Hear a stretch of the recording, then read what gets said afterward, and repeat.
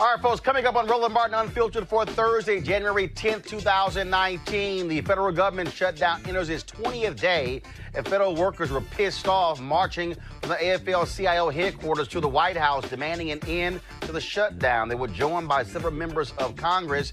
We will hear from those workers as well as those members of Congress on today's show. The deconstruction of white supremacist Congressman Steve King of Iowa will commence in about 3 damn minutes. Of course, he had an interview with the New York Times where he said, hey, what's wrong with the term white supremacist? I'm gonna let your ass know on Roland Martin Unfiltered. Trust me, y'all don't wanna miss this. The African-American man found dead at the home of a major Democratic donor in LA has been identified. It's the second time a black man has died in 18 months at the home of Ed Buck. And all of a sudden, folks in LA who are white and gay are finally speaking up. And even national media is paying attention. Where in the hell have y'all been? WFAA's TV, Dale Hansen, delivered a strong, stinging commentary on racism in the NFL, saying it's white privilege the reason Cliff Kingsbury has gotten a job in Arizona as the head coach. Yet brothers can't seem to get any jobs this year. We'll talk with Dale Hansen right here on Roland Martin Unfiltered. Also, the Political Action Committee, Democracy for America, which was born out of the Howard Dean campaign, gets a new leader. She's a sister, and she's black. That's right. My conversation with Yvette Simpson on the show. And it's going to be a post office named after a brother who was lynched. And he was a postmaster. We'll tell you who he is. And Alpha Kappa Alpha being sued by a mother who says hazing caused her daughter to commit suicide. And our series continues profiling HBCU professors. We'll talk with a professor at Virginia State University who's focused on urban agriculture. That's right, trying to get y'all to farm in the hood. Calm the hell down. We'll explain. It's time to bring the funk on Roland Martin Unfiltered. Let's go. He's got it. Whatever the miss, he's on it. Whatever it is, he's got the scoop, the fact.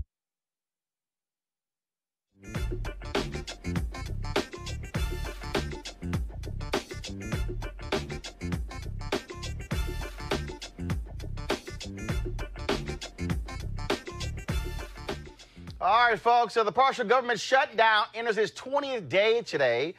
Tomorrow's going to be day 21, which will match the longest shutdown in American history.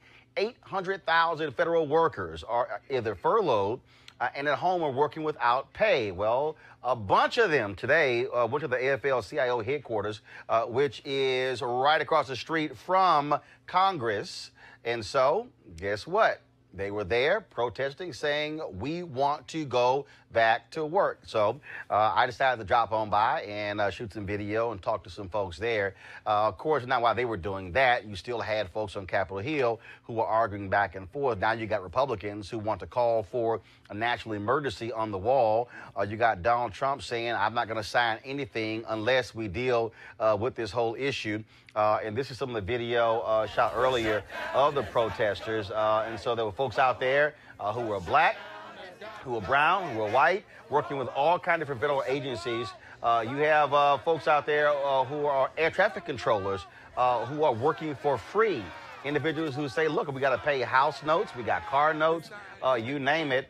We got all of that. And so I had an opportunity to, and also TSA inspectors also will be quitting left and right as a result of what's going on, which will mean we're going to have long lines as well. Also, those protecting food safety in America.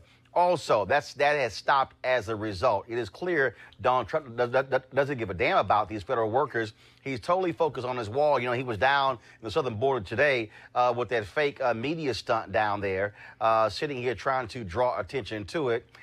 First of all, let's talk with the members of Congress. I talked with them outside of the White House at the rally. And here's Houston Congresswoman Sheila Jackson Lee. Voting one bill after another. I know that. And if he calls for the emergency order, we'll open the government and we'll just have to sue him on the order. But we want people to be paid. We want to be paid now. So I was just on the floor managing the ag bill to open up ag. And we're going one by one for all these federal workers. Because tomorrow we know that they will not have a chance. We are sending members home to tell our TSO officers, thank them and our air traffic controllers, because they have the security of the nation, the real security of the nation in their hands. So I just want to thank you very, very much. I ran down here so that I could do it in between votes to say that we are with you. I'll let the folk know that you are here and we are you. We are working for access to credit unions, to access to government workers, as you well know, the letters, and I made myself available to any of my government workers. I will call utilities, mortgage, anybody personally, but we want to open the government now. I love you so much. Thank you, Congresswoman. Thank you. We're going to tell him. We want it open now. He's going to see us over and over again. There is no excuse. We have all the bills. They are bipartisan bills. We put them on the floor. But let me say this. Leader McConnell has got to do his job. He does not understand the Article 1 is the House and the Senate. It is the United States Congress in the Constitution. Article 2 is the executive. None of them can tell the other one what to do. The judiciary is the third. We have to do our work, and then the president has to do his work. But the president doesn't tell the Congress what to do. First of all, they call us congressmen and women, but we're representatives. This is a representative government, and these are the people that we're accountable to.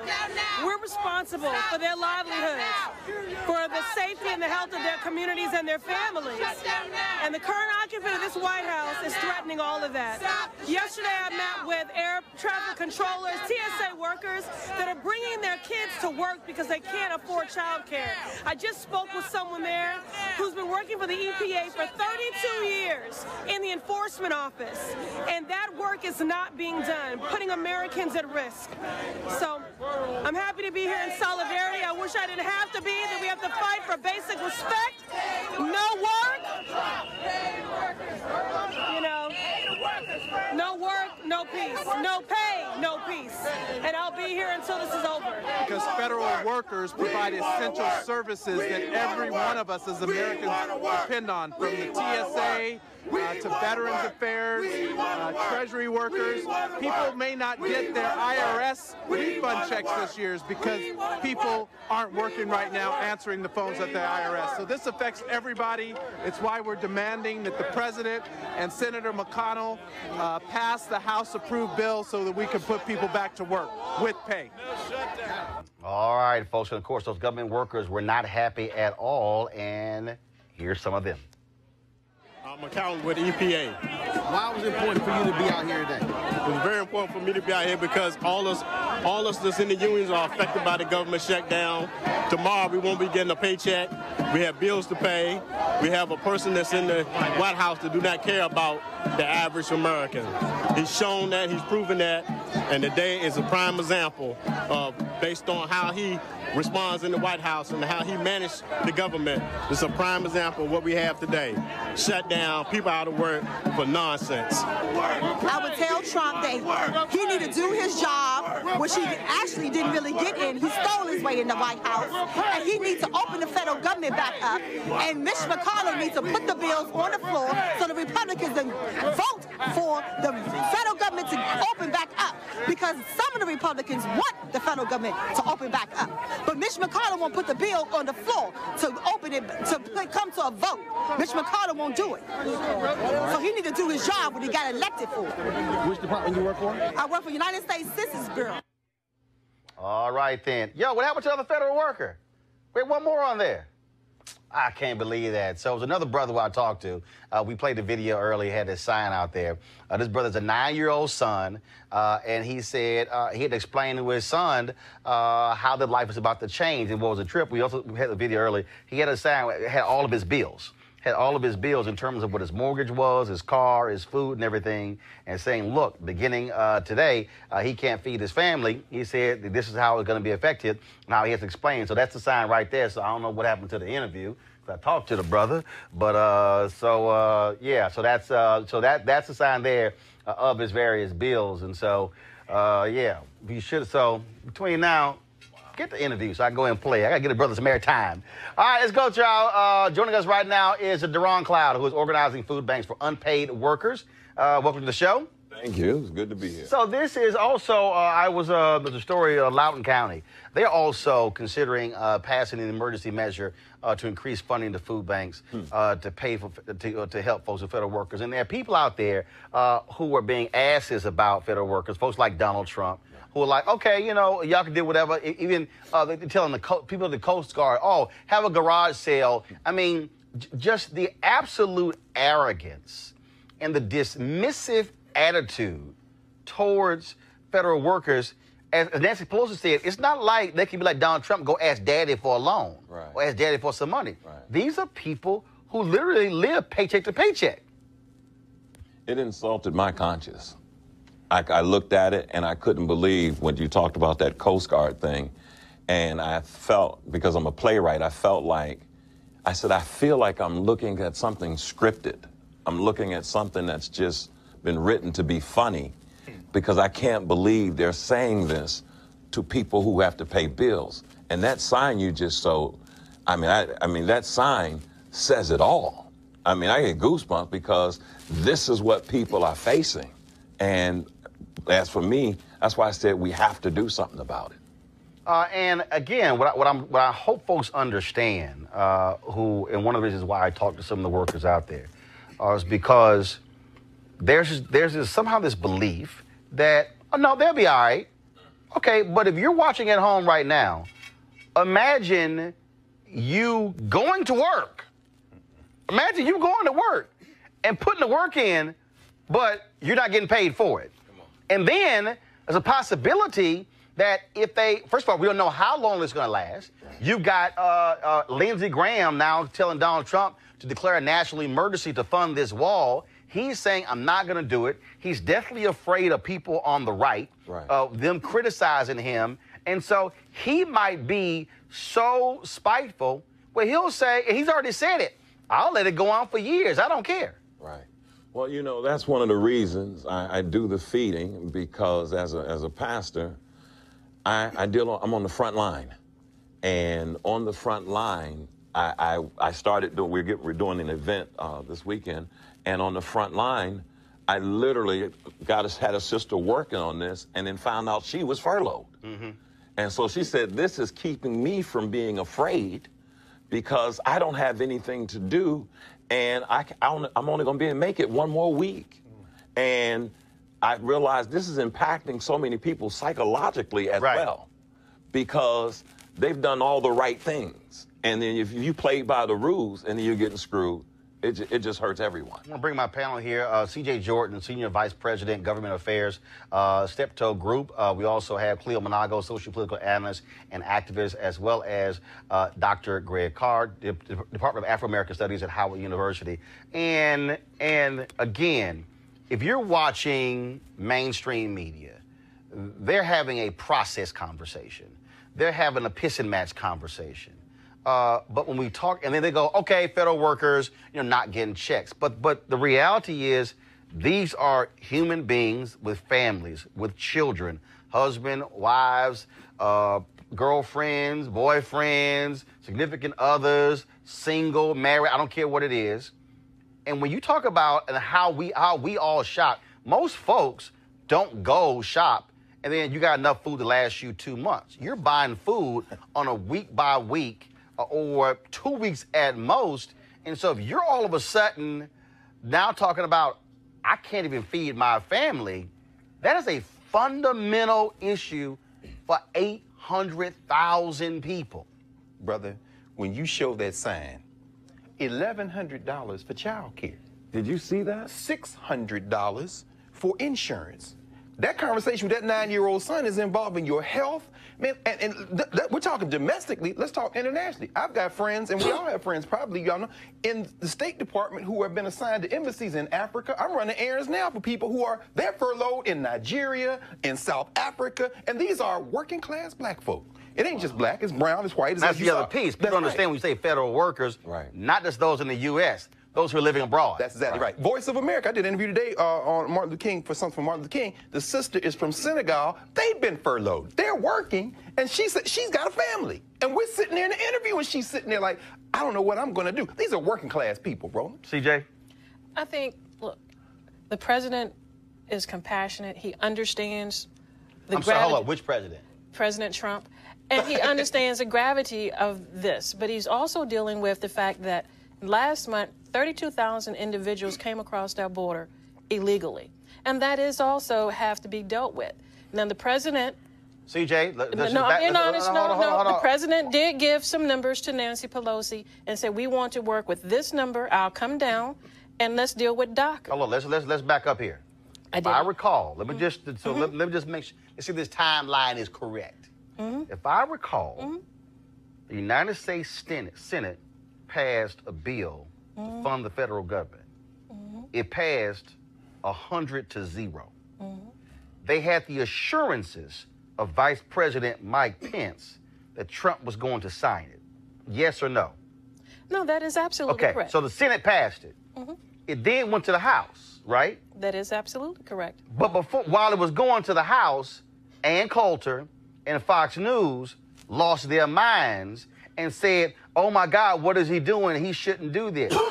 He then, on a Thursday, goes, okay, I'm not going to do it. Sorry, Paul Ryan, I'm not going to sign this. So then Republicans in the House then passed a bill that had border funding. Yes or no? That is correct. And then Mitch McConnell said, the hell with this, we going home. We already passed the bill. So the person, and tell me if I'm correct or not, I want to make sure my memory is correct. Was there not a meeting in the Oval Office where Trump, the man you just said is compassionate, he is compassionate, told Senator Chuck Schumer and Representative Nancy Pelosi, y'all don't worry about it. I'ma own this shutdown. Did that happen? That was his words out of his mouth. So who lied?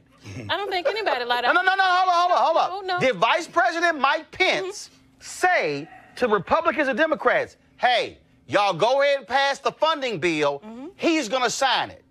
At the end, did that happen? That happened. So who lied? He didn't lie. But how did he didn't lie? Because if he told them he's going to sign it, but then the next day he sends a tweet out and changes his mind, how is he compassionate? How is he also compassionate? He's very compassionate, and he has a prerogative as the commander-in-chief to change his mind. But hold up. How is he compassionate when this man literally like, hey, you know what? Y'all got to deal with it. He campaigned on it. But how, and he campaigned on what? Mexico paying for the wall. On border security. No. He said, he told us. Security. I'm just checking lies right now. Go ahead, brother. He told us Mexico paying for this wall. And he has a prerogative to change his Has Mexico paid for this wall? No, Mexico hasn't paid. So hold up. So who didn't lie? He didn't lie. How's he didn't lie? No, it's because if he said Mexico paying for the wall. At the end of the day, what the president It's pure also said that propaganda. in the bill dealing with NAFTA, he would also have Mexico come I'm over sorry, to hold London. up. Has that particular, first of all, NAFTA no longer exists because he But got the rid Mexico, of it. But the new one. But the new one. Hold up. Hasn't been completely signed. Oh, stop right there. So how can you say he's going to get funding out of something that has not been signed yet? And that's because Nancy Pelosi. Hold up. But wait a minute. Hold on, Hold let up. me finish. Didn't that deal get signed a few months ago? It got signed, but waiting on Who was in control of the House a few months Republican ago? Congress. Republican Who was Congress. in control of the Senate a few months ago? Republicans. So what the hell were y'all doing? We was working. We're not propaganda. At the end of the day, That's when the the answer to president looked everything at you're saying. and his advisors looked and found out that, wait a minute, the bill that the president had promised to sign that was passed by a Republican Congress did not have border wall funding. Hold up. What? But who was in control of the Senate? But it did. Hold It up. did not Who was have- in it did control not- of the Senate? It did not have funding CJ, for the wall. who was in control of the Senate? We were. Who's we? Republicans. And did y'all vote We for the voted- funding bill? They voted, but the funding for the wall was not in it. But hold up. He didn't ask for the funding for the wall. Yes, he and Vice did. President Mike Pence said, it's fine, y'all can go ahead and pass it. Bro, they didn't spend the money that they got for the funding for last year. They the didn't only know. answer to any of this is simple. No. It's very simple. It's propaganda. CJ, It's not propaganda. Since 1996, we've been waiting for funding Trump for the is wall. compassionate. Go ahead. Go He's ahead. compassionate. Well, see, from my perspective, well, frankly, I was kind of surprised to hear the term compassionate coming from Trump. But what's missing so far, from my perspective, from this conversation is priorities, white power and control priorities, Trump, for lack of a better term. All this stuff y'all talking about, there is not what. Also, the people like Trump who are in charge of these decisions don't have the same class challenges that these people have. They can't fathom them. As a matter of fact, in most cases, they look down on them. Like, you poor people can't even eat. You're not even that valuable. As human beings. But what's interesting about But even though the white farmers in Iowa, who he screwed with the tariffs, can't get their checks. Right. But we're going back to priorities again because were white farmers there today? No, federal workers. Oh, exactly. But even though the white farmers were not there today, the white farmers are affected based on what you said. Precisely. But the white farmers, no matter how psychotic it looks to us, if we don't have their priorities, they're on the side of the white power and control agenda. Oh, yes. Which is why they're on the side of the wall. They don't care if they're starving to death and lose the rest of their teeth. They want to stay in control, and they want white people to be in control. That has nothing to do and those about poor control of people white are going folks. through. Oh, yes, it does. But this whole wall thing is an irrational white supremacist reaction It is to not controlling the irrational. border. Well, no, there's some things. Well, that's a whole other But topic. I'm trying to understand, CJ. If more people are here illegally because they've overstayed with visas, and if more drugs actually come in through points of entry, in fact, today he had all these guns that were laid out that came through points of entry, not across the border, the wall-less border, through the ports of entry. Airports. It's like fentanyl coming through so Canada. he's lying. He's lying. No, he's not lying. It's not coming through airports? No, I'm not saying that Well, no, those but guns are not but coming. he's saying it's not. Are No, you got saying it is? guns and drugs coming across the border. No, you still come have on some. now. Okay, actually, let me help you out. Guns and drugs drugs ain't ain't coming across the border, actually coming Yes, they- under the border. Well, through the tunnels, And which a again, wall ain't stopping because the wall's not going to drill down depending on how far 100 they feet go. deep. The worst drugs are coming in through airports. They can't be checked. They're coming Okay. from China. They're And I coming, guess what I They're don't coming from China, understand. they're I don't coming from understand. Nigeria. Go ahead, But Doc. at the end of the day, we're dealing with a population movement, and that is a crisis. Right, and right. And 800,000 people and who so- Americans can't feed their and family. At the end of the day, Brother, go the ahead. president wants a wall, and he campaigned on it. I'm CJ. I'm still stuck on. Roland asked you 6 to 7 factual questions, and you had to give an answer. And I need to understand, and this is wonderful for me to be here. How do you say compassionate when that man got to tell his 9-year-old things is about to change? Where the hell is compassion? There is compassion. Where? There is compassion. I understand it's a very difficult choice. No, please name compassion. I am saying again. What is compassion? Compassion is, at the end of the day, keeping a promise that he campaigned on. I understand that it's a Oh, so let me finish. Let me That has finish. nothing to do with I compassion. understand that he made a very tough decision as leadership, because in leadership you make tough decisions. And that tough decision that he made is the fact that at the end of the day, he wants the funding for the wall and come to table on DACA. But you're talking about follow through. This This is classical cognitive dissonance propaganda. It's propaganda. Because I'm propaganda. sitting next to That's you all and it I'm is. saying to you, It's not when you propaganda. say Sure it is. compassion, and you see that man put that sign out there, and that man says, I'm going to finish what I'm saying. I cannot pay my rent, my insurance, my child care is $1,100, $600, and this president says, you know what, put this on me?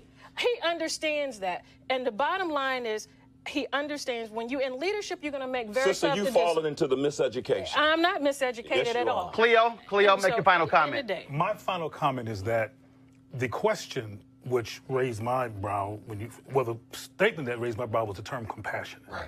He asked you about compassion. Roland has asked you about compassion, and your answers have nothing to do with what compassion means, which means caring, He does which means care. being concerned. But I mean, you're saying that you're saying that rhetorically, and I think he does care about his agenda. Right. He's a care about No. he cares about following through with what he says he's going to do for the white nationalist agenda. Not for but white when it comes nationalist to agenda. caring about human beings, he's not caring. And I want to close this. I want to be redundant. He does care You about have human not beings. responded to the question about compassion. You talk about follow through. Trump said he's going to get the wall up. So he's going to get the wall up any way he can, by any means necessary. But that has nothing to do with the phrase TJ, compassion. I'm gonna give you your last word before I go to my next Yes. story. But you're going to have to define me how he compassionate. I mean, I need to see You're gonna something ask again. tangible. I need to see the something that's president real. understands the fact as a leader he's going to make tough decisions. He is not oblivious of the fact that, guess what, there are 800,000 people that he is commander-in-chief of that are furloughed. He is not oblivious to that, and the people that advise him recognize that. But at the end of the Stephen day, Miller damn sure don't. he ran on the fact, I want a border wall, and he's also said to the Democrats, let's do a deal on DACA. He And ran on I want a border wall, and for 2 years, 2 years. he had a Republican-controlled House, a Republican-controlled Senate, it had the White House, and they did nothing. They had the votes to get it done. They didn't have to ask Democrats to get it done. They did nothing. N-O-T-H-I-N-G, all caps, boldface, italicized, underlined. And if you couldn't do a damn thing when you had the power, well then, don't come whining now. Because Speaking at the of end power, then you didn't have enough votes. speaking of, you had the votes. You didn't No. want to act, but you had no guts because you wanted to pass They a had guts. $1.5 trillion tax cut for the rich, which has also caused the deficit to explode. That's what you were And more we got- concerned and about. we got But let me go on to my. investment zones. Let me go on to you got opportunity zones when you ain't shown one opportunity yet. All you had was a news conference, and I've been covering it. Let's go to my next story, y'all. We've had several NFL coaches who've been fired this year, a whole lot of them black coaches. And now, of course, you have the Arizona Cardinals hiring Cliff Kingsbury, who was fired by Texas Tech after going 35-40. Now, look, he's a brilliant offensive mind. He was an offensive coordinator at Texas A&M under Kevin Sumlin. Did a great job, but I'm just trying to figure out, is that what happens when you get fired on the college level and then you get one of 32 most prominent jobs in all of sports? Well, last night, Dallas TV anchor Dale Hansen of WFAA TV had this spot-on commentary. Check it out.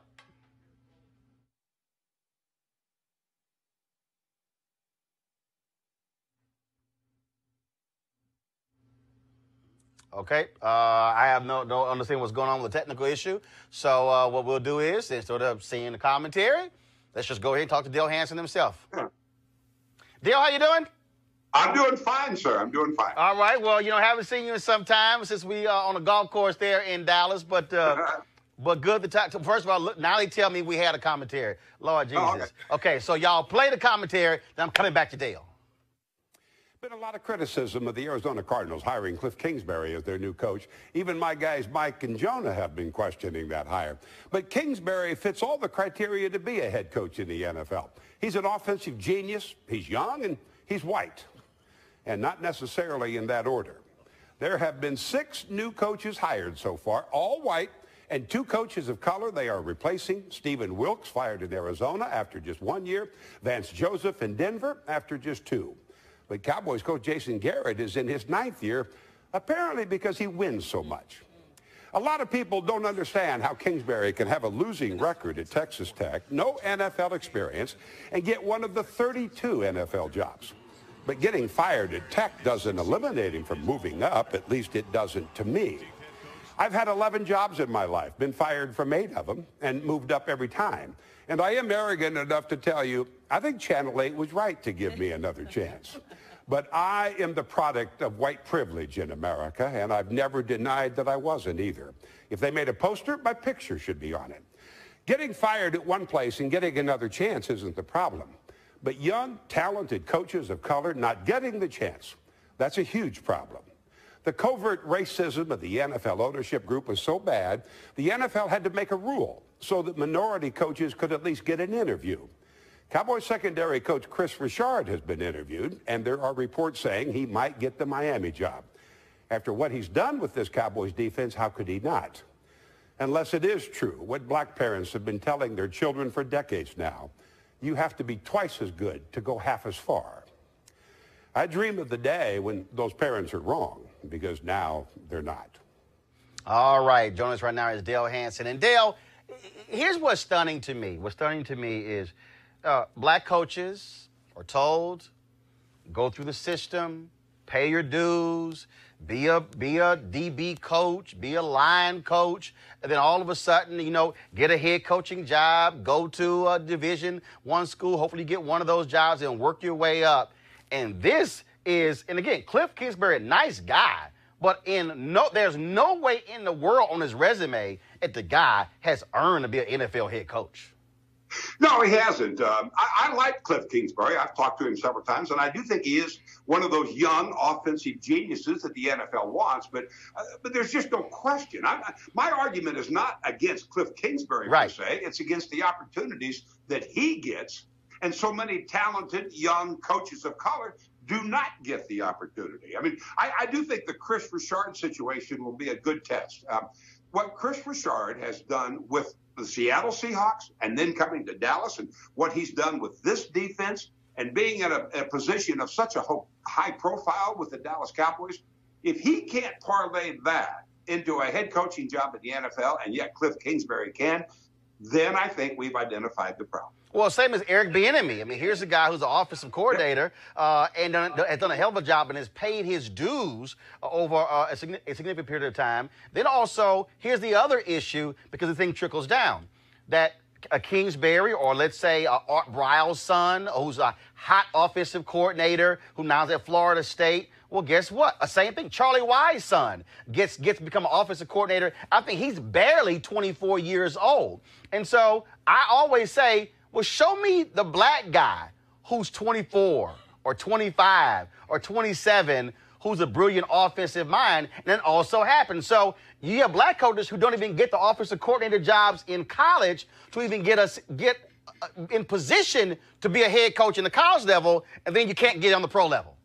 Well, this has always been the argument, and I do think it's what President Bush first said. It is a soft bigotry of lower expectations, and I think we see that all the way through. I asked former Cowboys coach Tom Landry this years ago as to why there wasn't any black quarterbacks in the NFL, and his answer was that there aren't any black quarterbacks in college.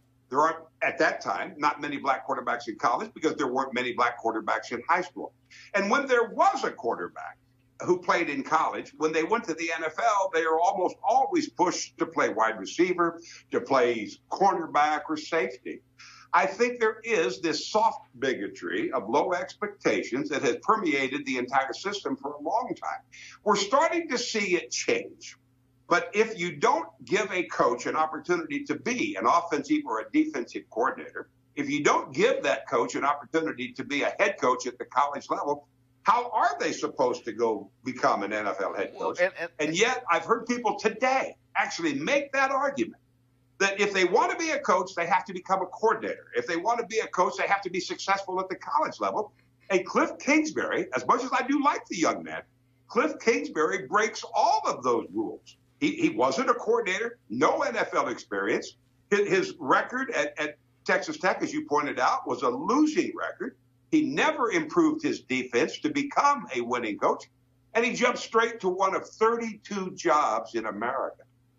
Well, it's a broken system, and somebody needs to fix it. Well, and also, and again, people criticize Colin Kaepernick and others for protesting police brutality, but the reason they even have the Rooney Rule is because they were threatened with a lawsuit from the late Johnny Cochran and other attorneys. I was also talking to an NFL writer, Dale. This is what he told me. He said, in the history of the NFL, there has never been a club president who's African American. I'm sure there has. Not a single one. We're doing a follow-up on this, or at least we will be in the next couple of days, because of just what the issue has become. How many black general managers do you have in the NFL? There you go. Ozzie Newsome in Baltimore. There might be one or two others. How many black coordinators do you have in the NFL? Not many. And this is in a sport that is dominated by the young black athlete. I mean, the black athlete makes up about 70% of the NFL rosters. And yet, for some reason, they just can't seem to find the young or even the old black head coach who can motivate and lead a football team that is 70% of color. And I think there again, it is simply the covert racism of the ownership that has been in place for such a long time. And when you see it repeated over and over and over, with coaches not only being given opportunities that a coach of color can't get, and then you see coaches who have failed at the NFL level and get 2 and 3 opportunities to try it again. And yet there is no young coach of color that might have deserved an opportunity. It's not right. I mean, the bottom line, I think we all know that it's not right. I do think it's getting better. I do think it will change. The reality is it just won't change fast enough in my lifetime. Well, I'll tell you what, it is interesting that Kingsbury served under Kevin Sumlin at Texas A&M. Sumlin, very much a winning record at the University of Houston, very much a winning record at my alma mater, Texas A&M. And he's now at University of Arizona with the Arizona Wildcats, but the guy who coached under him is the head coach of the Arizona Cardinals. There's a lot of those examples. I mean, there are a lot of them, as you well know. And I don't know how we break this cycle, but I mean, it is, and it's true in all of society. When you mention there are no black presidents, the presidents, let's assume for the moment, are doing the hiring. They tend to hire people who look like them. Yep. And it's true in every aspect of society. And that's why we need to break this down, to level the playing field. I don't think anyone is asking for more than what they're entitled to, and that is simply an opportunity. That's it. A chance to compete. That's all anybody really wants. And I think we need to figure out a way to do that. As James Brown said, what's the line, Greg? I don't want nothing. I don't want nothing. Just open the door, and I'll get it myself. All right. All right, Dale Hansen, keep calling them out. We appreciate it, man. Thanks a lot. Tell everybody in Dallas what's up. That's right, bro. Will do, Roland. Thank you. All right, take care. Go ahead, Cleo. Y'all can argue if I want to, but we will. Let's look at this from a racial behavioral perspective. The people with the athletic prowess in most of these sports are black. They outshine everybody else in terms of their capacity to get on these fields and do their thing. White people have to have relevance too. Since they can't have the same level of racial relevance and capacity as most of these brothers who are and sisters when it comes to tennis and other means of sports, if they can't do that, they got to be the ones in control, or else they can't handle the whole situation. Did that make any sense to anybody? Did I lose somebody? As the plantation leader. Yes, exactly. The NFL is a plantation. Exactly. I haven't watched the snap in 2 years, and I don't plan on watching. I haven't watched it in a long White college football is a plantation. Absolutely. Watch this. The Rooney Rule, named for Rooney, owner of the Pittsburgh Steelers. This is important. When Dale mentioned Tom Landry, one of the quarterbacks he didn't have to compete against was Jefferson Street Joe Gilliam. There you go. Who led the Pittsburgh Steelers to a 4-0 record before they gave the job to an affirmative action candidate out of Louisiana named Terry Bradshaw. Joe Gilliam was developed by his father, one of the great offensive minds of HBCU football, Joe Gilliam Sr.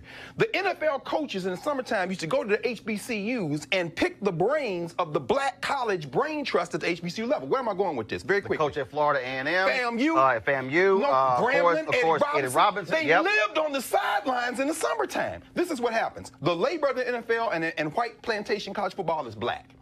They also put on their staffs black men to pick their brains, offensive minds who are backfield coaches, who are line coaches. So they have the brothers there to keep it. And then as you get closer to the top of the plantation, just like on a plantation, the guy with the whip, the overseer, the coordinators are white, and the owner of the plantation hires the plantation overseer who was the head coach. What am I saying with this? There are plenty of black coaches. They pick their brains for, look on those NFL staffs and look at who are closest to the labor, and that's where you find the genius. But they would never be allowed to run it because it's a plantation. Well, it's because they're geniuses in black that white people say, okay, they got all the prowess, but we got to run this. We have to have relevance. And this is what, CJ, go ahead.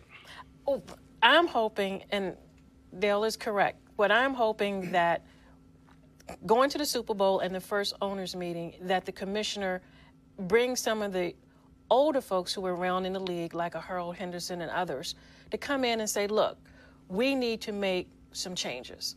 This is very prevalent. Everybody's talking about it. And the Rooney Rule needs to be updated. And some other things they need to have a closed-door meeting. No, here's the deal. First of all, no, they really do. What you just described, they've literally done numerous times. What this is, these are, again, I go back to what I just described, what I said with Dale. There's never been a black club president, which means the highest, Ozzie Newsome with the Baltimore Ravens, who's retiring, that's the highest if you black, the highest you can get, you're going to be a GM. Or you might be head of player personnel. But you ain't going to be club president because, see, it's owner and it's club president. That's what this is all about. Yes. And what this is about power. That's right. It is about economic power. And control. Because it is about the fact that not only because, see, that's also who determines who gets drafted, who gets paid, how they get paid. Reverend Jesse Jackson Sr. has said for years, the reason black people have excelled football and basketball and baseball and tennis and golf, he said because the rules are clear, they're transparent, and they're published. He said in basketball, the court is 94 feet long. The length from the free throw line to the rim is the same in an NBA arena, a college stadium, and a high school gym. The three-point line is different on the college and the pro level, same distance. It's 10 feet high, the goal. You get the same timeouts I get, you get 5, I get 5. Now it's time to play ball. The difference is in every other aspect, even in sports off the court. Your court is 85 feet. Mine is 105. Your rim is 7 feet. Mine's 12. And then black people will go back and we'll practice. Follow me. We will. We'll say, all right, y'all done moved the goal from 10 to 12 feet? All right, cool.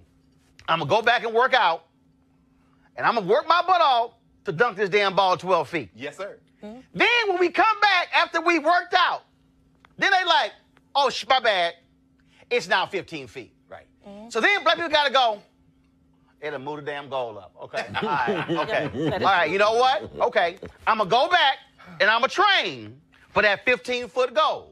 And then you go bust your butt and train. And then when you come back, they go, oh, we dropped it to 11. So now you overshoot the damn rim. That's the story of black people off the court in sports, in corporate America, in media, in politics, in every avenue. You talked about Trump earlier. That white boy is doing stuff Obama could never do. Why? Because Obama's a brother. Hell, Obama couldn't even wear a damn tan suit. Well, these folks losing their mind. Couldn't get network. In America, there's a standard for white men in America, for white women in America, and everybody else is after them. I'll go ahead. Yeah, I wanted to ask you a question in terms of if there was a black president of the NFL, what kind of power would he have? Well, again, though, first of all, even as an NFL commissioner, the commissioner works for the owners. Okay. That's the problem. So the commissioner has power. Okay. He has leverage. No, let me correct that. The commissioner has leverage. The commissioner has influence. Owners got power. He works for them. The problem with the NFL is ain't nobody black in the room. Because when the 32 get together, you've never had a black NFL owner. So you don't have somebody black. See, it's just like when you have a board of directors. You used to have a whole bunch of all white dudes. And all of a sudden, black folks got on boards. Well, then the white folks on the board couldn't say the same stuff they used to say because you had somebody going like, hey, hell up. It's true. Hopefully you had a brother who would say that because you got some who are not conscious. Right. But the reality is, when black folks have had a seat at the table, we've been able, as Thurgood Marshall said, we've been able to bring all of our blackness to bear. Right. So the conversation now changes because we're here. For the NFL, when the owners go into a meeting, Goodell got to lead a room.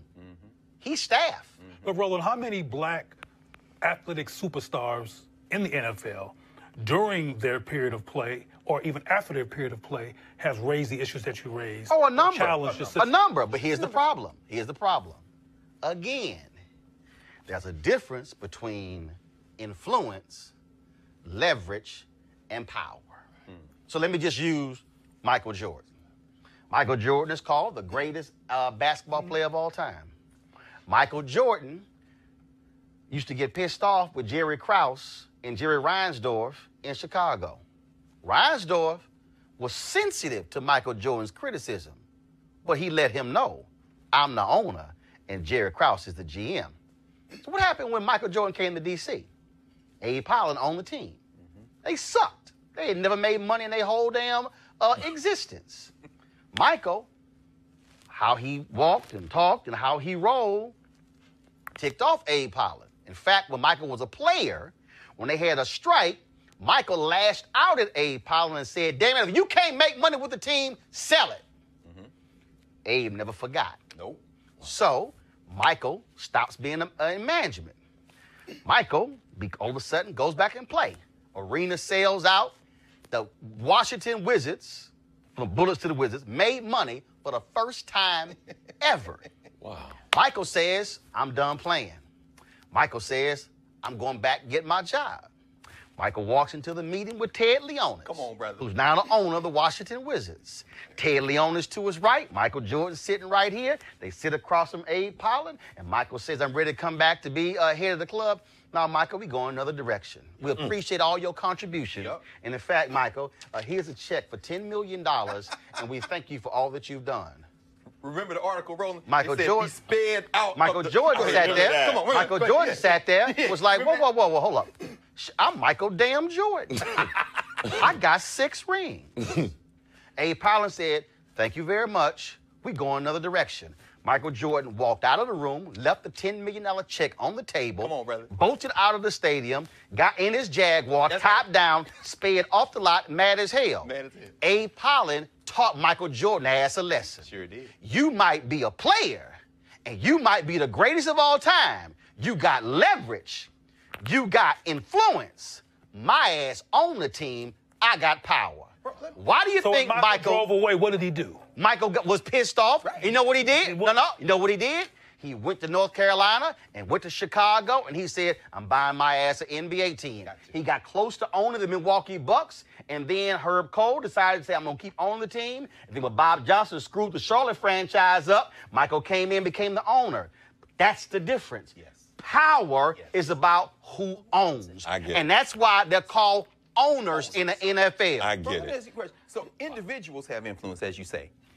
Kurt Flood did the same thing. No free agent in every free agent in professional sports need to know Kurt Flood's name when he bucked the St. Louis Cardinals and created modern free agency. And very few of the current players went to his funeral. That's exactly right. Did not. Let me ask you a question. Well, I mean, they don't. This is where the ignorance of history is a burden. The labor is black and brown. What would happen if they exercise collective power? I'm thinking about Eric Reed, who's been drug tested a billion times, and the union didn't say it. I agree. I'm just asking. No. I agree with collective, but again, if you want to use your slavery analogy, this is how the system is set up. First of all, the NFL, out of all professional leagues, has the shortest career span. Okay? Shortest out of baseball and NBA. Shortest. Okay? Second of all, it's the only one out of the top professional leagues that does not have guaranteed contracts. Third, it's the one that has the most severe injuries long term. That's true. And so if the average NFL career is only 3.5 years, you are not going to sacrifice one of those years. Get your money. But again, it is my... Yeah. That's it. But here's the deal. And they know that. That's right. And here's the other piece. What they'll do is they'll say, okay, say something. Your ass play special teams. I'm going to cut you. They also, Colin Kaepernick was one of those top. So again, same Colin Kaepernick. They did, no, we're going to teach your ass a lesson. Okay? Colin Kaepernick is being whiteballed. He's being taught a lesson. That is a my name is Kunta. No, you're going to say Toby moment. Yes, indeed. They want Colin Kaepernick to say Toby, which is why when he had his deposition with the Houston Texans and the late owner Bob McNair, he wore his Kunta Kinte shirt to the deposition. That's what's going on. This is a power thing. Yes. So as long as no black person is ever sitting in an owner's box, you're not going to have anybody in those meetings checking all white owners.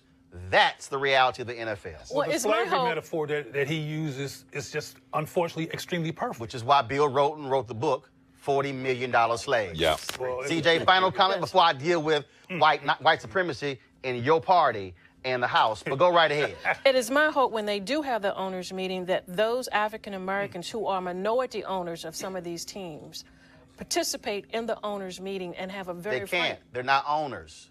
But have a frank conversation. So whether that's Venus and Serena Williams that have minority Miami Dolphins, you got Kirby John Caldwell, who's a minority owner with the Houston Texans. You got very few African, right. These people are not compassionate.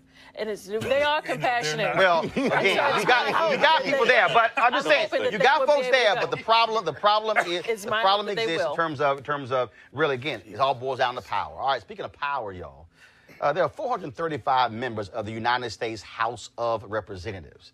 Okay, the U.S. House is supposed to represent the people. There are 100 United States senators. Now, we have lived through a nation. First of all, this year in August, we will commemorate 400 years of people of African descent being in America when the first 20-odd Africans arrived in Virginia in 1619. That will happen this August. But what happens when in the same year, 2019, and an avowed white nationalist, white supremacist, is sitting right there in the United States House of Representatives, and the Republicans don't say a damn thing? Today, the New York Times had an article, folks. In that article, it was the headline of their article said, before Trump, Steve King, can you see my iPad, please? Before Trump, Steve King set the agenda for the wall and anti-immigrant policies. Steve King has served in Iowa for the last 9 terms. This is a quote from that very article in today's New York Times. White nationalists, white supremacists, Western civilization, how did that language become offensive? Mr. King said, why did I sit in classes teaching me about the merits of our history in our civilization? Y'all, let me say that again. That's Steve King, who is a member of the United States House of Representatives. Now, as a result of Steve King's comment, he was criticized. This right here is a quote from Justin Amash, who's a member of Congress. Quote, this is an embrace of racism, and it has no place in Congress or anywhere. That's Justin Amash, who is a Republican who hails from he's from Michigan. Okay, now let me go ahead and pull this up because Liz Cheney, who is the daughter of former Vice President Dick Cheney. She is a member of Congress. She is over the House Republican Conference. She hails from Wyoming. This is what she tweeted. These comments are abhorrent and racist and should have no place in our national discourse. Steve King asked how terms white national and white supremacists became offensive. Let me say that again. Liz Cheney, the woman who is criticizing Steve King, is the chair of the House Republican Conference, which means she's in the House Republican leadership. Y'all gonna get that in a second. Now, when you talk about Steve King, this ain't the first time Steve King has said these things. This is Kevin McCarthy, the current Republican leader in the House. This was prior to November election when Steve King was running for office. Quote, we watched a new freshman stand up, use this language. No, I'm sorry. This is the comment where he criticized the sister from Detroit who called Trump an MF. Quote, we watched a new freshman stand up, use this language, get cheered by their base, and we watched a brand new speaker say nothing to her. Y'all, let me just real quick here. Let me just go to my iPad since we on the air, and let me go to Kevin McCarthy's Twitter feed, and let's see here. I am looking at a tweet he sent out 1 hour ago, nothing about Steve King.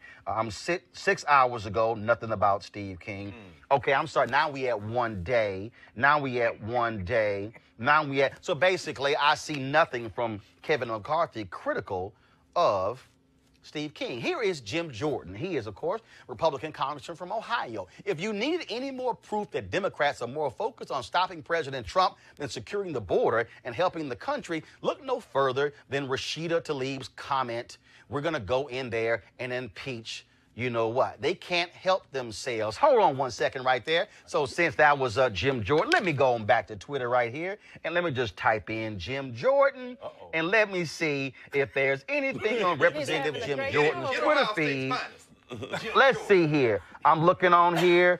Here we go to my iPad. Let's see. 37 minutes ago, nothing. Let's see here. 4 hours ago, nothing. 5 hours ago, 5 hours ago, 8 hours ago. No, that's nothing from Jim Jordan. Now let's talk about Mike Huckabee. This is what Mike Huckabee, Governor Mike Huckabee, formerly of Arkansas. You know, Mike Huckabee, Southern Baptist Convention minister. Mike Huckabee, daddy of the current press secretary, Sarah Huckabee Sanders. Mike Huckabee, former Republican presidential candidate. This is what he said: disturbing, anti-Semitic, Palestinian Rashida Tlaib. There's never been a nation called Palestine. Erases Israel from map in her office. And on first day on, Congresswoman screams obscenities about Donald Trump. Do Dems support this bigotry and hate? While we are here, let me go ahead and go to my iPad and pull this thing up right here. Y'all just bear with me right here. Let's see. Mike Huckabee. You can go ahead and just take the iPad so they can see me typing in Mike Huckabee, just so they know. Governor Mike Huckabee. Let's see here. An hour ago, a Jim Acosta tweet. Let's see. 6 hours ago, Trump at the border. 6 hours ago, fake news. Let's see. 8 hours ago, 10 hours ago. Basically nothing about Steve King. Now, Senator Chuck Grassley of Iowa. He's the one who endorsed Steve King before the election. This is what, so Chuck Grassley, he actually endorsed him and talked about how he'd be good for Iowa. Now, he's made racist comments before. Now, after this thing blew up, oh, by the way, hold up. I'm sorry, I didn't pull this up because here's the other issue, y'all. Because let's deal with our mainstream media, because y'all know we talk about this right now, Roland Martin Unfiltered. I was looking at, before we came on the air, I saw a tweet, and she is the media director for Media Matters. Her name is Liz Power. Let me pull up Liz Power. I need to show y'all this so y'all can understand how white supremacy is allowed to continue in 2019. Liz Power sent this tweet out across, and she said, boom, this was 1 hour ago. Liz Power tweeted, I can't find a single mention of Steve King on Fox News, CNN, or MSNBC so far today. How/why is this not a bigger story on cable TV? Let me unpack that, y'all. Here you have a sitting member of Congress, Republican from Iowa, who says, how did white supremacy and white nationalism become a bad thing? And the cable networks, MSNBC, liberal, CNN, Trump loves called liberal fake news, Fox News, no, they weren't going to say a damn thing. They haven't said a word. I do recall Jake Tapper talking about Louis Farrakhan and Keith Ellison. Of course. I do recall. Come on now. Fox News talking about Keith Ellison and talking about Rashida Tlaib. Yes. MSNBC even talked about Rashida Tlaib and her calling Trump, we're going to impeach this MF. But you mean to tell me in a 24-hour news cycle, not one mention of of what Steve King had to say in the New York Times, not in the Pasadena Times, not in the Toluca Times, but in the New York Times. Front page. Now, after all this criticism, y'all, Steve King realized that he had to make a statement. So this is what he put out. Today, the New York Times is suggesting that I am an advocate for white nationalism and white supremacy. Stop. Come back to me. He said the New York Times is suggesting, y'all, the New York Times was quoting him. That was a quote. It wasn't, they didn't imply it. We're not inferring it. It's what his ass said. Let me keep reading. I want to make one thing abundantly clear, because you know there's some white energy behind that. I reject those labels and the evil ideology that they define. Further, I condemn anyone that supports this evil and bigoted ideology, which saw in its ultimate expression the systematic murder of 6 million innocent Jewish lives. Stop! Wow.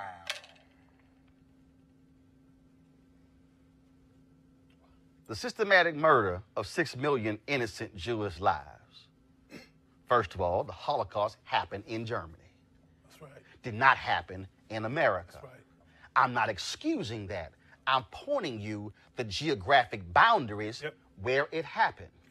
Here is Steve King of Iowa tying this notion of bigotry and bigotry and racism to the Holocaust, yet Steve King in the same statement says nothing about the Holocaust that took place right here in the United States that created the United States. While you want to mention the 6 million innocent Jewish lives there, you could have mentioned King Leopold and what he did as the king of Belgium, what he did in the Congo. Oh, but I guess those folks don't count.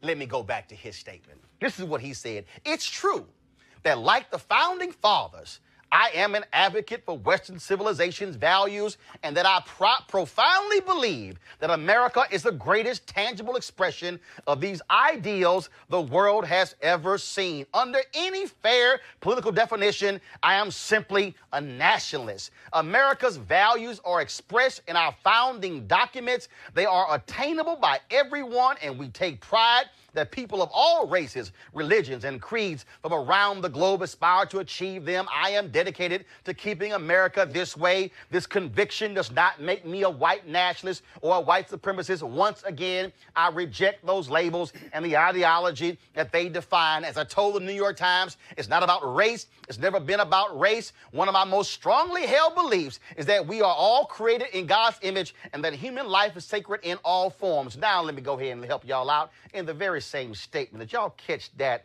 little thing that we saw right there? First of all, in his statement, he talked about the founding fathers, and then he went on, because y'all, I deal in words, okay? And then he said this comment about in our papers. Did y'all catch that? Let me help y'all out. I want to break this down. Bring that beat back. I want to break this down. Quote, America's values are expressed in our founding documents. Okay, I'm going to read that again because some of y'all didn't get that. America's values are expressed in our founding documents. Y'all, Steve King is showing you why he's a white supremacist. Because the founding documents of America excluded black people. The founding documents of America excluded women.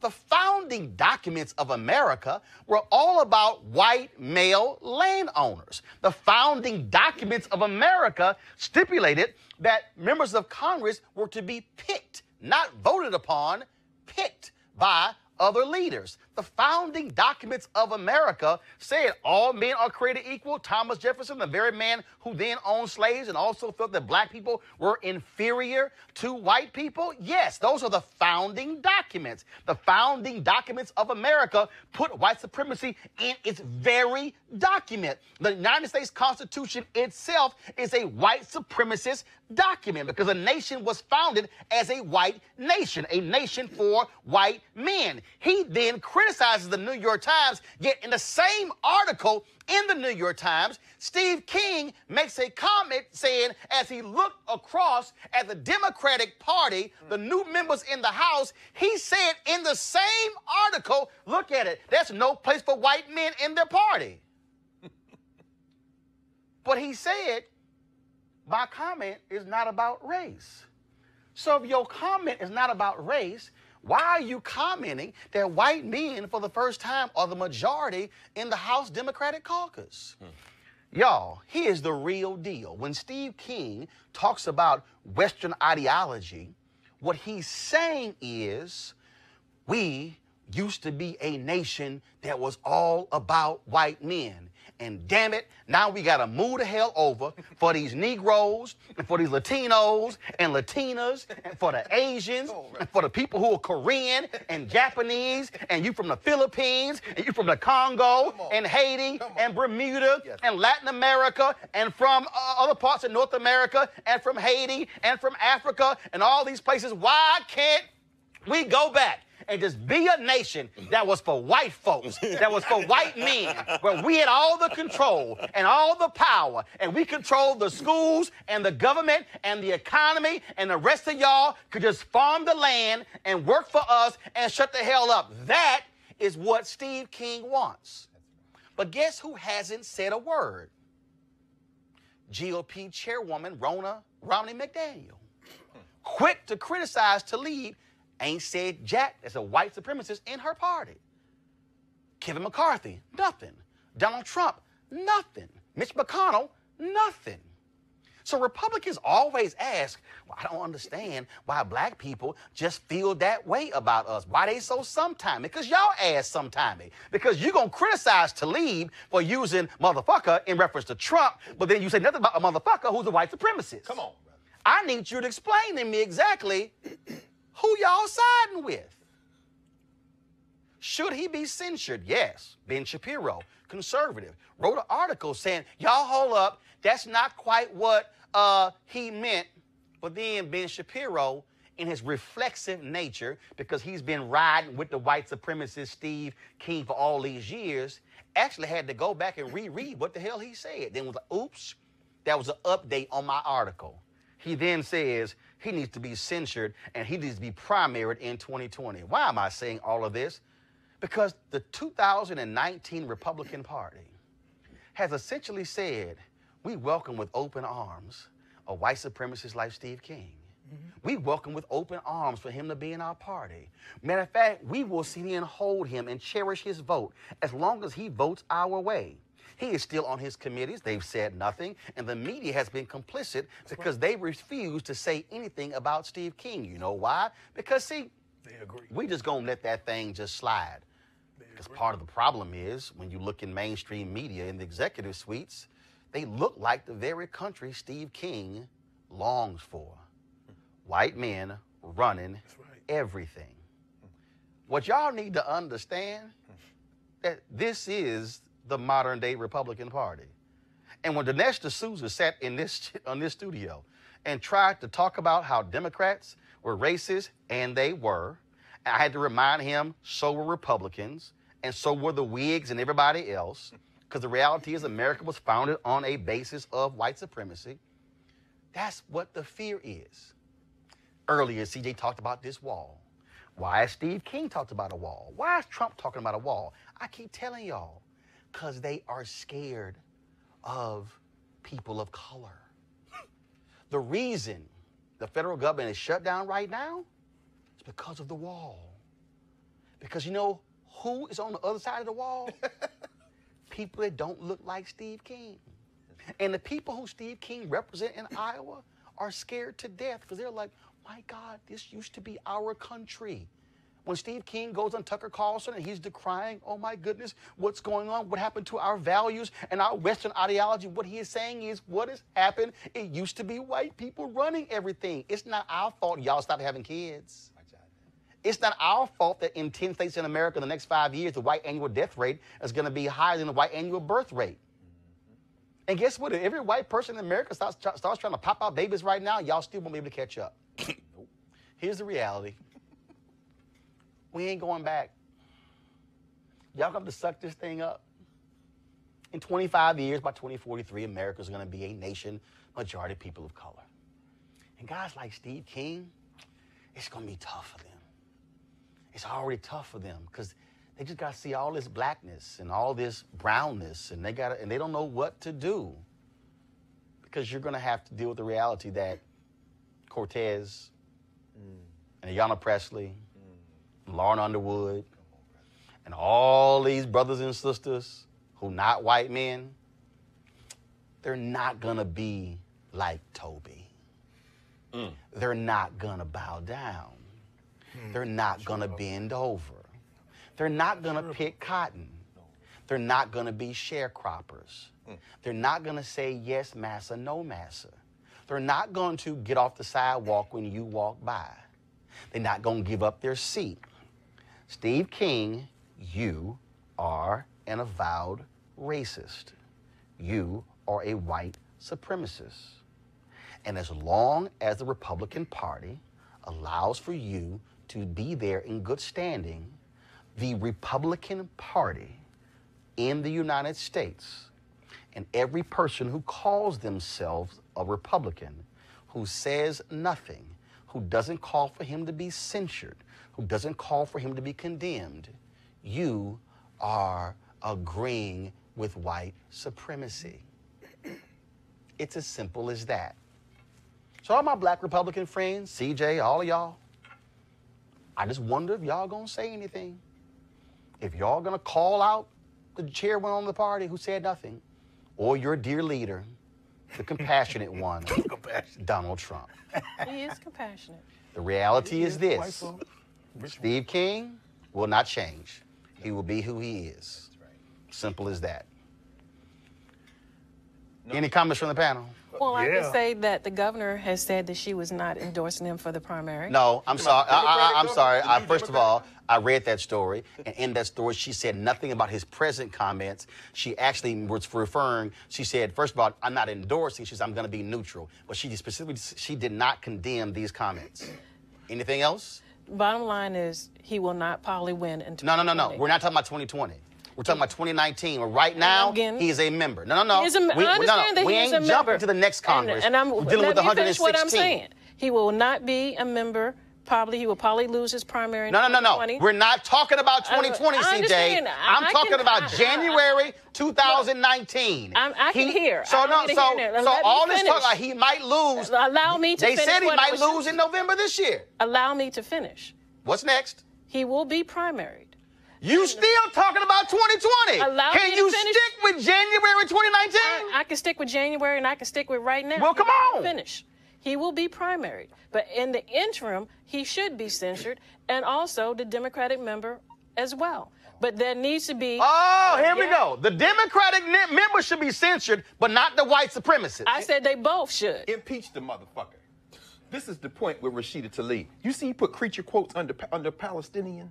Did you see what this white supremacist did? Mm-hmm. This isn't even really about Steve King. Steve King, as Roland has said, is a litmus test of white supremacy. He says, drop white nationalists. I'm just a nationalist. When you drop white, you know what you do? You make it invisible. And the power of whiteness No. It's not a question of agreement, disagreement. Let's not even talk about it. And all this stuff he gonna lose next year, that man, Steve King, endorsed a white supremacist in Canada before the November election. Right. He endorsed a white supremacist in Europe, and the good white folks in Iowa still elected him. And at the end of the day... Greg, go ahead, then Cleo. Very quickly. When you drop white in front of nationalists and just say nationalists, white is implied. The largest act of genocide in this country was the destruction of millions of Native Americans. 2 Native Americans joined the United States Congress. Roland is right. And abortion. They are terrified. You know why they're terrified? It's over, baby. And any Negro running with these white supremacists is a servant of them. Cleo, then Deron. This would come up like this at the end of the show. But you mentioned earlier, Roland, that, and I already knew this, that what I call the white supremacist mainstream press has not covered this. At all. In previous shows, you had a guest on here who talked about, and I forgot the specifics about the stats, but we are heavy TV watchers, black folks. So we sit here... Like MSNBC, their ratings are up because they have the highest black viewership of any cable network out there. Go ahead. So my point is that And I do a lot of work around the country interviewing parents and talking to children and college students about their critical thinking capacity and that they have a critical analysis about the society they live in. And frankly, most of them don't. They know about Beyonce and some other stuff, but they don't have a critical analysis. They don't recognize, for example, that they don't constantly recognize, for example, that there's no such thing as a reliable love story between two black people on TV. Got it. So my point is, which we don't have time to get into, is that I'm not sure about all of this stuff about whiteness is being dismantled. It's going to be taken over. Because you got to remember that South Africa... No. I didn't say it was going to be taken over. It's going to be dismantled. What I said is, what is scaring them to death are the demographic change. Sure, I know what you're saying. The power dynamic, and that's the issue, which why I keep saying to black folks, we better be on top of our game, because I don't want us looking like South Africa, where black folks got the power, but don't control, got the political power, but don't control the money and the other economic systems.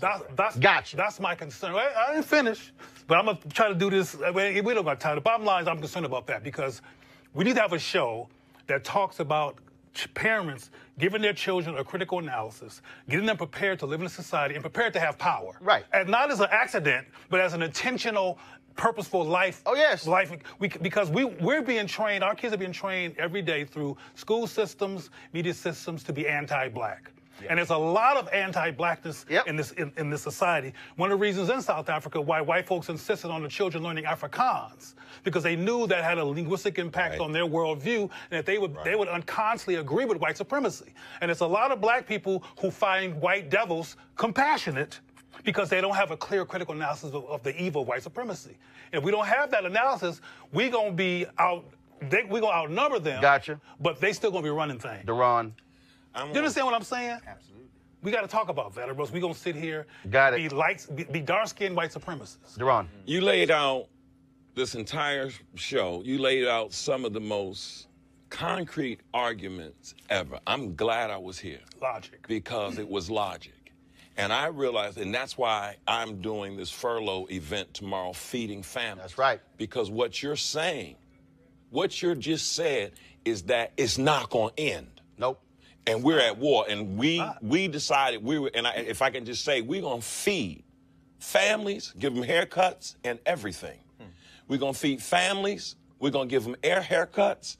We're going to do it at Athletic Republic in Forestville, and we're going to shut down the gas station.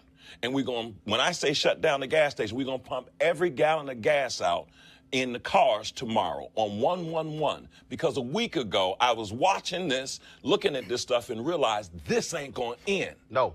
And what you're saying just changed my paradigm. Wow. When you said, and I understood this, but when you say, and that's why I was not trying to label my system, I said, but this is miseducation, because you cannot say the word compassion. And my people are hungry and crying, and they are out begging on the streets in Prince George's County, one of the richest counties in the world, for food. And I understand that. And we this hope is- Nancy don't gets say back. But it is compassion and this for white is supremacy. and this is That's why That's all I believe. and this It's is not what compassion this for is white why supremacy the either. reason I'm laying all this out as well, and I've done this in my speeches. We talk about the whole issue of anti-black. That has been a part of my speeches for the last several years, because where we are going, this thing ain't about 2020. This ain't about Steve King in 2020. This ain't about the re-election of Trump in 2020.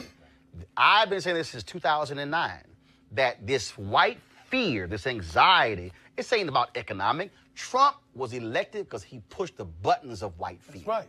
That's what he did. That's why he won 53% of white women. That's why he won college-educated whites, because he was pushing the buttons, because what is so deeply embedded, and I'll dare say this, is some white folks who don't even realize it. They're just like, oh, no, that's just not me. No. But he pressed the right buttons, and this is all about where 2043 and 2045 and 2050, because America, since its founding and before its founding, was a nation that was constructed for white people coming from Europe, coming to a foreign land, destroying the native folks who were already here to establish their own homeland that was about whiteness. Right. And the problem now, the demographic numbers have changed so dramatically that they looked up and said, oh my God, with the election of Obama, damn, that thing is now real.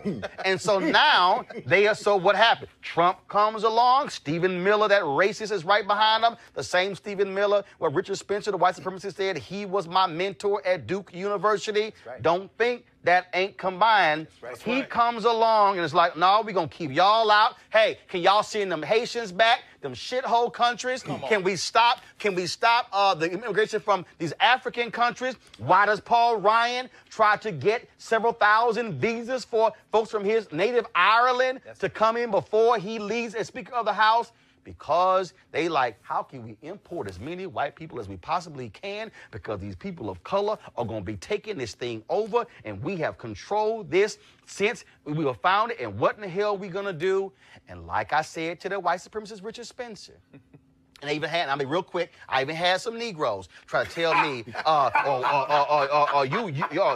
you were scared to call yourself a black man when you debated Richard Spencer. Well, first of all, those of you who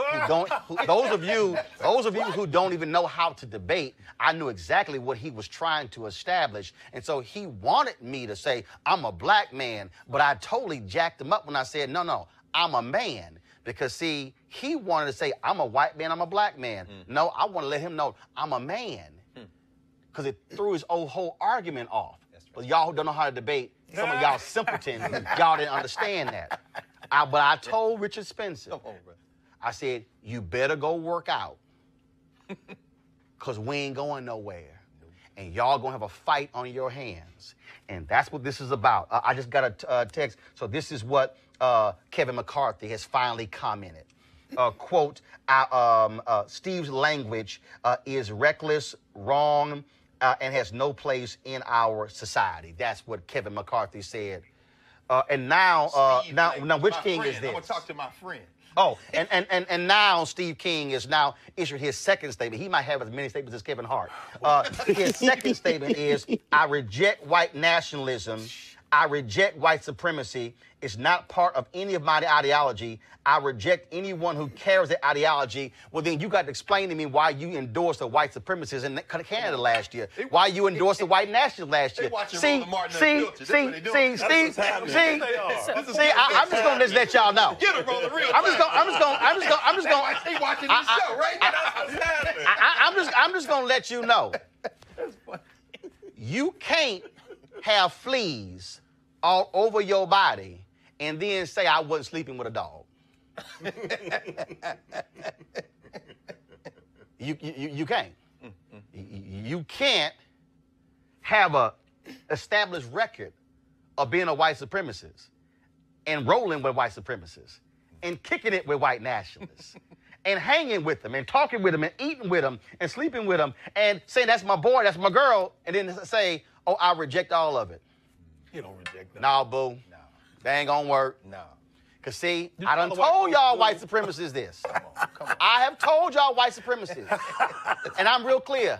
I'm the reason y'all didn't want our ancestors to know how to read. Come on. Because when we know how to read, we can read your bullshit. That's right. And you've been read, Steve King. And I'm just going to wait to see how many black Republicans have some guts to call out their own party for being quiet. I'm just going to wait for Liz Cheney or Justin Amash or Kevin McCarthy to be the first to call for him to be censured, not along with Rashida Tlaib. Right. On his own, because Steve King was a white supremacist before she was elected. He was a white supremacist long before she even thought she was going to run for office, because he'd been there 18 years. And he'd been a white supremacist the whole time. Folks, I was supposed to show you our HBCU story of Virginia State. I'm going to run that tomorrow. Also, our package with the sister who's the first black and the first woman president for Democracy for America PAC. I'm going to run both of those on tomorrow's show. This is why we also need you to support Roland Martin Unfiltered. I told y'all what Media Matter said. No cable network touched the Steve King story. This is why this show matters. We're able to break down our stories and break down our perspective. And so I want you to go to RolandMartinUnfiltered.com, join our Bring the Funk fan club. Every dollar that you give to join our fan club goes to support this show, to make this possible. I appreciate we have more than 1,100 folks who are on YouTube right now. So y'all, it builds up. Y'all gonna make me go to a second hour because he's like, y'all slow coming to the show. But here's the deal. If y'all want a second hour, you got to also give to make this thing happen. I'm just letting y'all know. same thing in church. All right, got to pay for these damn lights, pay for everything else. So go to RolandMartinUnfiltered.com to join our Bring the Funk fan club. We got Cash App, we got PayPal, we have Square as well. All forms to pay. We appreciate that. And then, of course, on the Friday show, we're going to actually have the video of all of our donors who've given so far to make this show possible. And so we want you to become a donor. So don't just sit there and soak all this up and say, oh, man, the knowledge was great. Guess what? You got to fund your freedom and not hope somebody else funds your freedom. And then all of a sudden, when our shows get canceled, like News One Now did, y'all go, what happened? Because we don't fund our own freedom. Deron, CJ, Cleo, Greg, always a pleasure. I appreciate it. Thanks a bunch, folks. If you want to see the repeat of this show, we're going to be on YouTube.com. And the reason I want y'all to go to YouTube, let me just be real clear, okay? Y'all kill the music for a second. Real clear, okay? Periscope, we don't make no money, okay? Facebook, they ad program is horrible. We make more money when we show our show on YouTube. That's why I want y'all to watch youtube.com/Roland S. Martin. Become a subscriber, click your live notification. When you watch our clips and our repeats, watch them on YouTube. I do the first run on all 3 platforms. But until they're able to generate more money for us, if we get more money from YouTube, that's why I want y'all to go as well. And also makes all of this possible. So please do that. All right, folks, y'all have an absolute great one. I got to go. Black Brilliance. That's what the last hour and a half has been. Holla! You want to check out Roland Martin Unfiltered? YouTube.com/Roland S. Martin. And subscribe to our YouTube channel. There's only one daily digital show out here that keeps it black and keep it real. It's Roland Martin Unfiltered. See that name right there? Roland Martin Unfiltered. Like, share, and subscribe to our YouTube channel. That's youtube.com/Roland S. Martin. And don't forget to turn on your notifications so when we go live, you'll know it.